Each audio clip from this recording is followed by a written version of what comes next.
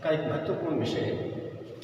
महत्वपूर्ण टॉपिक राष्ट्रीय आय या राष्ट्रीय आय से जुड़ी हुई विभिन्न अवधारणाएं हैं। उन राष्ट्रीय आय के महत्व को हम यूँ समझ सकते हैं कि किसी भी देश का जीवन स्तर, वहाँ का सुख या कल्याण, ये उस देश की राष्ट्रीय आय के ऊपर ही निर्भर करता है। राष्ट्रीय आय की बहुत सारी अवधारणाएं हैं। उन अवधारणाओं को समझने से पहले हम मूल रूप से जो जीएनपी, जीएनई और जीएनआई अर्थात सकल राष्ट्रीय उत्पाद, सकल राष्ट्रीय व्यय एवं सकल राष्ट्रीय आय को समझना चाहते हैं। वैसे तो ये जो अवधारणाएं हैं ये एक स्टॉक है, स्टॉक नहीं प्रवाह है। प्रवाह का तात्पर्य क्या है? आर्थिक चर दो प्रकार के होते हैं, उनको या तो स्टॉक के रूप में स्वीकार करते हैं या प्रवाह के रूप में स्वीकार करते हैं। स्टॉक के रूप में स्वीकार करने वाले आर्थिक चर ये एक निश्चित समय बिंदु के ऊपर नापे जाते हैं, लेकिन प्रवाह के रूप में स्वीकार किए जाने वाले चर जो है, जिसमें राष्ट्रीय आय भी है, ये एक समय अवधि के लिए मापे जाते हैं। समय अवधि सामान्यतः 1 वर्ष की लेते हैं। वित्त वर्ष के हिसाब से राष्ट्रीय आय को लिया जाता है, या राष्ट्रीय आय से जुड़ी हुई अवधारणाएं जो हैं वो सब वित्त वर्ष के लिए ली जाती हैं। राष्ट्रीय आय से संबंधित समस्त अवधारणाओं को समझते हैं तब सबसे पहले हमारे दिमाग में ये रहता है कि इनका संबंध राष्ट्र से है, एक वर्ष विशेष से है, और उस वर्ष विशेष में आर्थिक क्रियाओं के बदले में जो उत्पादन हुआ है उन उत्पादित की जाने वाली समस्त अंतिम वस्तुओं एवं सेवाओं के बाजार मूल्य के योग को हम सकल राष्ट्रीय उत्पाद कहते हैं। भिन्न भिन्न अर्थशास्त्रियों ने अपने अपने ढंग से राष्ट्रीय आय को परिभाषित करने का प्रयास किया। सबसे पहले मार्शल ने उत्पादन आधारित राष्ट्रीय आय को समझाया। पिगू ने कहा कि मुद्रा के रूप में मापी जाने वाली आय के रूप में राष्ट्रीय आय को देखा जाना चाहिए। फिशर ने उपभोग के रूप में परिभाषित करने वाली राष्ट्रीय आय को समझाया, लेकिन बहुत ही वैज्ञानिक ढंग से समझाने का प्रयास साइमन गुजरेट्स ने किया। हम यहाँ पर इस मुख्य जो अवधारणा है जीएनपी, उसके ऊपर या जीएनआई और जीएनई, जो तीनों एक ही होती हैं। अगर एक का मान बदल गया तो दूसरे का मान भी बदल जाता है, तीसरे का मान भी उतना ही होता है, अर्थात तीनों आपस में बराबर होती हैं चाहे कोई भी मान हो। इसलिए इसे एक आइडेंटिटी के रूप में स्वीकार किया जाता है। समीकरण और आइडेंटिटी में अंतर होता है। आइडेंटिटी में ये चर जो तीनों हैं इनका मान समान रहता है, यद्यपि अंतर है इनमें, लेकिन मान में अंतर नहीं होता। इनकी परिभाषा की दृष्टि से हम उत्पादन के मूल्य को सकल राष्ट्रीय उत्पाद कहते हैं। राष्ट्र में उत्पादित समस्त वस्तुओं को उत्पादित करने वाले साधनों की आय को वर्ष भर में जो साधनों ने आय कमाई उसको सकल राष्ट्रीय आय कहते हैं। वर्ष भर में परिवारों के द्वारा, सरकार के द्वारा या अन्य विदेशी बाजार के द्वारा जो खर्च किया जाता है उस खर्च के योग को सकल राष्ट्रीय व्यय कहते हैं। ये तीनों ही चीज़ें आपस में बराबर होती हैं, बराबर इनका मान होता है। जैसा कि हम जानते हैं, अगर इकोनॉमी को एक सरलतम मॉडल के रूप में देखें तो 2 चीज़ें आती हैं, एक परिवार, दूसरा व्यावसायिक फर्में। परिवारों के पास में साधन होते हैं, श्रम, पूंजी या प्राकृतिक साधन या साहस। इन साधनों को लेकर के ये परिवार ये अपनी सेवाएं देने के लिए बिजनेस फर्म्स के पास में जाती हैं और जो एक साल भर के अंदर, एक वर्ष में जितनी वस्तुओं और सेवाओं का उत्पादन करती हैं, उन वस्तुओं और सेवाओं के बाजार मूल्य का योग हम जीएनपी कहते हैं। यहाँ पर जो कुछ भी वस्तुएं हमारी बनी हैं, जितनी कुछ भी वस्तुएं बनी हैं, उन समस्त वस्तुओं के बाजार के मूल्य को हम जीएनपी कहते हैं। इस जीएनपी के इन वस्तुओं के उत्पादन करने के बदले में इन साधनों को जो कोई आय हमने उपलब्ध कराई, जैसे श्रम को हमने मजदूरी या वेतन भत्ते दिए, पूंजी को हमने ब्याज के रूप में दिया, और प्राकृतिक साधनों को मान लीजिए भूमि उसको लगान के रूप में दिया। इसी प्रकार से साहस जो है उसको हमने लाभ के रूप में प्रतिफल चुकाया। इन समस्त साधनों को चुकाए गए साल भर के जो प्रतिफल का योग है वो हमारा सकल राष्ट्रीय आय कहलाता है। साधनों ने जितना उत्पादन किया, उन उत्पादन के बदले में जो कुछ उसे मिला वो निश्चित रूप से आपस में बराबर होते हैं, और वो जीएनआई और जीएनपी दोनों आपस में बराबर बन गए। बिजनेस फर्म्स के पास में जो कुछ उत्पादन हुआ है, इस उत्पादन का उपयोग हम 4 प्रकार से कर सकते हैं। यदि अर्थव्यवस्था का सरलतम रूप है तो केवल एक ही उपयोग है उसका, उपभोग ही। अगर उसके साथ साथ उपभोग के साथ साथ हम उसको विनियोग के रूप में भी काम में लेते हैं तो उसके 2 उपयोग हो जाएंगे। तो जीएनपी का मान हमारा उपभोग और विनियोग के बराबर हो जाएगा। लेकिन यदि सरकार भी है, तीसरा क्षेत्र सरकार भी है, तो ऐसी स्थिति में इस जीएनपी का मान C+I+G हो जाएगा। उपभोग के अंदर टिकाऊ और गैर टिकाऊ वस्तुएं होती हैं। इसी प्रकार से विनियोग के अंदर निजी विनियोग, सार्वजनिक विनियोग हो सकता है। ये इसी तरह से सरकारी व्यय होता है, उसमें सरकार शिक्षा पर, चिकित्सा पर, सुरक्षा पर या अन्य अपने कुछ सेवाओं के ऊपर, कानून व्यवस्था के ऊपर, प्रशासन के, इनके ऊपर खर्च करती है। वो चाहे खर्च से वस्तुओं के ऊपर हो, चाहे सेवाओं के ऊपर हो, वो सरकारी व्यय के रूप में होगा।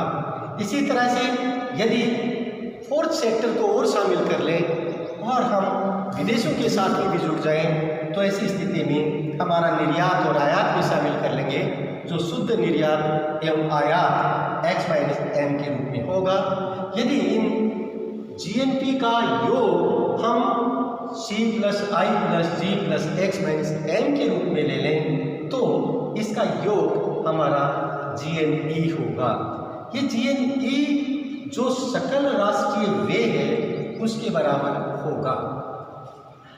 जैसा कि हम जानते हैं कि जो वस्तुओं और सेवाओं का जो बाजार का मूल्य है, जो अंतिम वस्तुओं और सेवाओं के बाजार का मूल्य है, ये मूल्य हुआ तब तो हमारा जीएनपी या जीएनआई और जीएनई को समझ सकते हैं।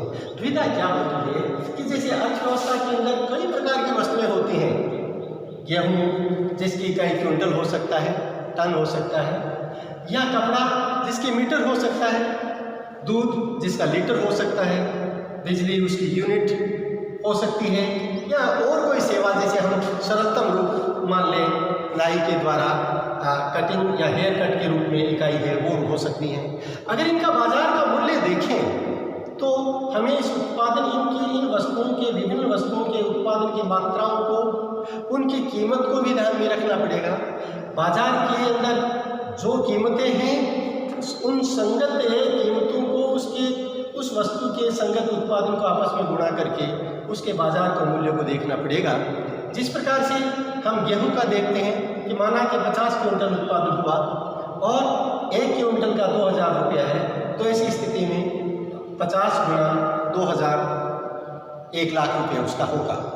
इसी प्रकार से कपड़ा है, उस कपड़े का मान लीजिए 1000 मीटर है और 50 रुपये मीटर के हिसाब से कपड़ा तैयार किया गया है फर्म के द्वारा, तो उस उत्पादन का मूल्य 50,000 रुपये होगा। यहाँ इसी प्रकार से प्रत्येक वस्तु, दूध का मूल्य भी उसकी मात्रा और कीमत को गुणा करके निकाल लेते हैं। बिजली का मूल्य भी उसके उत्पादन और उसकी कीमत का गुणा करके निकाल लेते हैं। इसी प्रकार से सेवा का मूल्य भी निकाला जा सकता है। इन सब को जोड़ कर लें तो वर्ष भर के अंदर जो उत्पादित वस्तुएं हैं, वर्ष भर में अंतिम वस्तुएं और सेवाएं हैं, उसका बाजार का मूल्य समेशन PX/QX या समेशन PI/QI आ जाएगा, जो हमारा 2 लाख रुपए के बराबर होगा। ये तो हमारी समझ आता है कि देश का GNP क्या होगा। इसको देखने के लिए हमें मुद्रा के रूप में वस्तुओं के भाव मालूम होने चाहिए, उत्पादित वस्तुओं की मात्रा मालूम होनी चाहिए, तभी हम ऐसा कर सकते हैं। लेकिन हम जानते हैं यदि भावों को या मौद्रिक रूप में इसको ना देते तब प्रत्येक वस्तु की इकाई को हम इस रूप में लेना पड़ता कि गेहूँ हमारा 50 क्विंटल, कपड़ा हमारा 1000 मीटर, दूध हमारा 100 लीटर, बिजली 2000 इकाई, हेयर कट 500 इकाई। ये बड़ा अटपटा सा उत्पादन बताने में आता, बजाय कि हम मौद्रिक मूल्य देते। इसलिए हम बाजार के अंदर जो प्रचलित मूल्य है, उस प्रचलित मूल्य को उस वस्तु की मात्रा से गुणा करते हुए समस्त वस्तुओं के बाजार मूल्य के योग को ज्ञात कर लेते हैं। यहाँ ध्यान रखने लायक बात यह है कि वस्तुएं कौन सी होनी चाहिए। जैसा मैं बार बार आपसे कह रहा हूँ कि अंतिम वस्तुएं लेते हैं। वस्तुएं 2 प्रकार की होती हैं, एक अंतिम वस्तु होती है, एक मध्यवर्ती वस्तु होती है। अंतिम वस्तु वह वस्तु होती है जिसका उपयोग उपभोक्ता करता है, जिसके बदले में किसी अन्य वस्तु का उत्पादन नहीं होता, अन्य वस्तु के उत्पादन में साधन के रूप में प्रयोग नहीं की जाती हो, जो केवल उपभोग के रूप में काम आती हो, उसे हम अंतिम वस्तु कहते हैं। और यदि इसके विपरीत उसका उपयोग है, किसी अन्य वस्तु के उत्पादन में वो काम आती है, तो वह मध्यवर्ती वस्तु है। हमें GNP को निकालते समय, हमारी सकल राष्ट्रीय उत्पाद का निर्धारण करते समय केवल अंतिम वस्तुएं और सेवाएं जो वर्ष भर के अंदर एक राष्ट्र के द्वारा हमारे एक वित्त वर्ष के अंदर जितनी उत्पादित की गई, उसके बाजार मूल्य को योग को लेके, यानी ये मूल्य का योग तब पता लगेगा जब प्रत्येक वस्तु को अंतिम वस्तु है या नहीं ये छटनी करनी पड़ेगी, और दूसरा उसकी मात्रा का मालूम होना चाहिए कितनी मात्रा है, तीसरा उसकी कीमत का मालूम होना चाहिए। यदि अंतिम वस्तुओं को जोड़ देंगे तो हमारी दोहरे गणना की समस्या उत्पन्न हो जाती है। दोहरे गणना की समस्या में हमारे सामने संकट ये रहता है कि एक वस्तु एक से अधिक बार गिनती हो जाती है। जैसे उदाहरण के लिए हमारी डबल रोटी है, डबल रोटी में आटा लगा हुआ है, आटा गेहूं से बना है, गेहूं बीज से बना हुआ है, तो बीज का मूल्य है वो आपके गेहूं में आ गया, गेहूं का मूल्य है वो आटे में आ गया, आटे का मूल्य है वो डबल रोटी में आ गया। इसलिए हमें केवल डबल रोटी का मूल्य ही गिनना चाहिए, बाकी वस्तुओं का मूल्य अपने को शामिल करने की जरूरत नहीं है। कौन सी वस्तु अंतिम वस्तु है, कौन सी मध्यवर्ती वस्तु है, ये हमें इस रूप में देखना होगा कि उस वस्तु का प्रयोग क्या हो रहा है। जैसे उदाहरण के लिए हमारी सारणी के अंदर यदि वो गेहूं हमारे घर के अंदर काम आ रहा है, जो उपभोग के रूप में काम आ रहा है, तो ऐसी स्थिति में वो क्या होगा, अंतिम वस्तु होगी। अगर वो हमारी डबल रोटी के रूप में काम आ रहा है तो वो फिर मध्यवर्ती वस्तु हो जाएगी, डबल रोटी में उसका मूल्य शामिल हो गया। अगर वो दूध हमारे घर में काम आ रहा है, उपभोग के रूप में काम आ रहा है, तो ऐसी स्थिति में वो अंतिम वस्तु होगी। लेकिन वो यदि मिठाई बनाने के रूप में काम आकर के दुकान के ऊपर बिक करके मिठाई के रूप में पैक होकर के हमें उपभोक्ताओं को मिल रही है, तो ऐसी स्थिति में वो दूध आपका मध्यवर्ती वस्तु हो जाएगा। इसी प्रकार से कपड़ा हम लाकर के घर में काम में ले रहे हैं, तो ऐसी स्थिति में वो अंतिम वस्तु होगी। लेकिन फर्म ने किसी और टेलर वाली इंडस्ट्री को दे दिया या किसी उद्योग को दे दिया जो उसका रेडीमेड शर्ट बना करके बेचता है, तो वो मध्यवर्ती वस्तु हो जाएगा। इसी प्रकार से बिजली यदि हमारे घरों में बल्ब के रूप में या CFL के रूप में या पंखे के रूप में या प्रेस इस्त्री के रूप में काम में लेते हैं, तो वो अंतिम वस्तु होगी। और यदि कारखाने के रूप में, कारखाने के अंदर कच्चे माल के रूप में या साधन के रूप में वो काम आ रही है, जिससे अन्य वस्तु का उत्पादन होगा, तो उसके रूप में आ जाएगा। इसी प्रकार से बहुत सरल सा उदाहरण अपन कार के टायर का ले सकते हैं। वो कार का टायर हम यदि उपभोक्ता के रूप में ला करके हमारे घर ला करके कार में काम में ले लेते हैं तब तो वो अंतिम वस्तु होगी, लेकिन वही टायर बनाने वाली कंपनी के द्वारा किसी कार बनाने वाली कंपनी को दे दिया जाता है और कार में लगा करके बेचा जाता है तो वो मध्यवर्ती वस्तु होगी। इसलिए यहाँ ध्यान देने लायक बात यह है कि हमें केवल अंतिम वस्तुओं का ही लेना चाहिए। यदि मध्यवर्ती वस्तु लेते हैं तो ऐसी स्थिति में प्रत्येक इंडस्ट्री जो मध्यवर्ती वस्तु काम में ले रही है उसकी वैल्यू एडेड जोड़े गए मूल्य को लेंगे, अर्थात उसके मूल्य में से उसके जो कच्चा माल के रूप में जो साधन लगा है उसको घटा करके उसको शामिल कर लिया जाएगा। प्रत्येक इंडस्ट्री को उसको देख लिया जाएगा। जीएनपी के अंदर जैसा हमने कहा केवल अंतिम वस्तुओं और सेवाओं को शामिल करेंगे और बाजार के अंदर केवल बाजार में काम आने वाली वस्तुओं और सेवाओं के मूल्यों को शामिल किया जाएगा। यदि बाजार के अंदर जो मूल्य हैं, जो कुछ वस्तुएं ऐसी हो सकती हैं जिनका बाजार के अंदर मूल्य हमारा कई बार होता है कई बार नहीं होता, तो इस तरह की स्थिति भी हो सकती है कि जैसे हम बाजार मूल्य वाली वस्तुएं हैं जो कई बार हमारा बाजार मूल्य है अथवा नहीं इसका पता नहीं लग पाता है, तो ऐसी स्थिति में हमें बाजार मूल्य का जो है वो ही लिया जाएगा। उदाहरण के तौर पे मैं सरलतम स्थिति कहूँ कि किसान के द्वारा जो गेहूं का उपयोग किया जाता है उसका बाजार मूल्य है उसको शामिल कर लिया जाता है। लेकिन यदि एक गृहिणी है, एक माता बहन के द्वारा खाना बना करके वो हमारे घर के अंदर जो खाना बनाती है उस खाने के बदले में दी गई सेवा के मूल्य को उस जीएनपी में शामिल नहीं किया जाता। अगर हम किराए के घर में रहते हैं तो किराए के घर को भी उस किराए के घर का किराया भी जीएनपी में शामिल होगा। यदि किराए के घर में नहीं रह रहे हैं, बाजार के अंदर किराया का ना लेकर के हमारे खुद के घर में रह रहे हैं तो भी उस जैसे मकान का कितना किराया लगता है उतना किराया गणना करते हुए उस खुद के घर का किराया भी जीएनपी में शामिल कर लिया जाएगा। ये बड़ा थोड़ा सा देखने लायक सी है। कुछ चीज़ें जिनका बाजार में मूल्य हो सकता है उसको हम शामिल कर लेते हैं। जैसे घर में हमारा स्वयं के घर का बाजार का मूल्य किराए के रूप में ज्ञात किया जा सकता है, इसलिए उसको शामिल कर लिया। लेकिन हमारी माता बहन पत्नी के द्वारा जो बनाया गया खाना है, उनके द्वारा बनाए गए कोई कपड़ा है, उसका बाजार का मूल्य सहजता से नहीं आंका जा सकता मुद्रा के रूप में कि उसमें आत्मीयता बनी रहती है, तो उसको बाजार मूल्य निर्धारित नहीं किया जा सकता। इसलिए जिन वस्तुओं का बाजार मूल्य निर्धारित नहीं होता हो उन वस्तुओं को जीएनपी में शामिल करने की प्रक्रिया नहीं है। इसी कारण से जो अर्धविकसित देश हैं, जो कम विकसित देश हैं, उनका मोनेटाइजेशन पूरा नहीं हुआ है, मौद्रीकरण पूरा नहीं हुआ, हर वस्तु का बाजार का मूल्य ज्ञात नहीं है, तो उनका ऑटोमेटिकली बाजार मूल्य कम हो जाता है, इसलिए उनकी जीएनपी भी कम हो जाती है। लेकिन विकसित देशों के अंदर उन हर चीज़ का बाजार के अंदर मूल्य है। वो जो घर पे खाना बनाने वाली जो चीज़ें आइटम है वो सब बाजार में बिकती है और वहीं जाकर रेडीमेड अपन खा लेते हैं, तो उनका बाजार मूल्य होने के कारण उनका जीएनपी बढ़ जाता है। तीसरी बात एक बात और है कि इसके अंदर जीएनपी में केवल वर्ष भर के अंदर उत्पादित की जाने वाली वस्तु और सेवाओं के बाजार मूल्य के योग को देखा जाता है। ऐसे साधनों की आय को देखा जाता है जिन साधनों ने उस वर्ष विशेष में अपनी सेवा दी है। उस वर्ष विशेष में सेवा देने के बदले में वो जो कुछ भी प्रतिफल मिलता है, वो पूंजी को गैर ब्याज मिलता है, वो ब्याज प्रतिफल के रूप में सेवा देने के बदले, पूंजी की सेवा देने के बदले में, वस्तुओं का उत्पादन करने के बदले में उसे ब्याज मिलता है, इसलिए जीएनपी में शामिल हो गए।